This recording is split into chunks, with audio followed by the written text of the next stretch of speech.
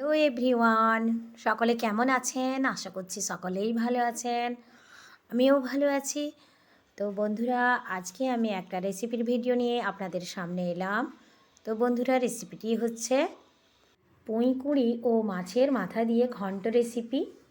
তো প্রথমে আমি দেখতে পাচ্ছেন মাছের মাথা হলুদ, লঙ্কা ও লবণ দিয়ে ভালোভাবে মেখে নিচ্ছি। মেখে নেওয়ার পরে একেবারে মচমচে করে ভেজে নেব। তাই আমি গ্যাসে বসিয়ে দিলাম একটি কড়ার মধ্যে দিয়ে দিলাম সর্ষের তেল। তেল গরম হওয়ার পরে আমি মাছগুলোকে এর মধ্যে দিয়ে দেব, দিয়ে ভালোভাবে ভেজে নেব। ওলট পালট করে আমি ভালোভাবে মচমচে করে মাছগুলোকে ভেজে নিলাম।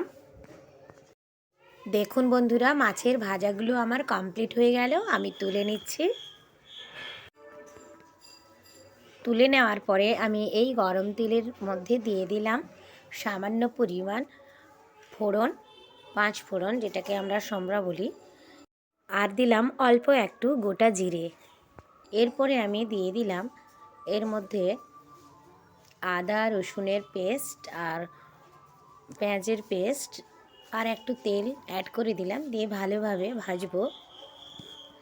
এরপর আমি দিয়ে দিলাম পরিমাণ মতো লবণ, পরিমাণ মতো হলুদ, পরিমাণ মতো লঙ্কা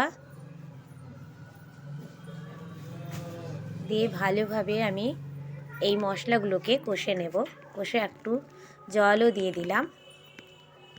জল মরে যাওয়ার পর আমি এই যে কেটে রাখা সবজিগুলো দিয়ে দিলাম। সবজির মধ্যে আছে পুঁইকুড়ি, আলু, বেগুন। ভালোভাবে আমি কষে নেব।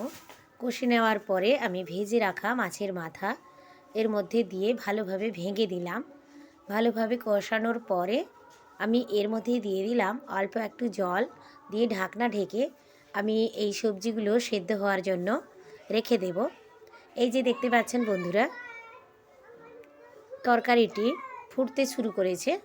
জল মরে যাওয়ার পরে আমি একটু একটু জল থাকবে, তখন দেখে আমি নামিয়ে নেব। তো এখন ভালোভাবে একটু আরেকবার নাড়াচাড়া করে নিচ্ছি। এই যে জল প্রায় মরে এসেছে, আবারও আমি ঢাকনা ঢেকে একটু রেখে দেব। তো এইভাবে পুঁইকুড়ি রান্না করে খেতে কে কে ভালোবাসেন অবশ্যই জানাবেন। পুঁইকুড়ি শুধু মাছের মাথা দিয়ে নয়, চিংড়ি মাছ এছাড়াও পাটিয়া মাছ বা অন্যান্য কোনো মাছের সাথে হাতের সাহায্যে মেখেও রান্না করে খেলে দারুণ লাগে। তো বন্ধুরা, আজকের এই ভিডিওটি কেমন লাগলো আপনারা অবশ্যই জানাবেন। ধন্যবাদ, সকলে ভালো থাকবেন, টাটা।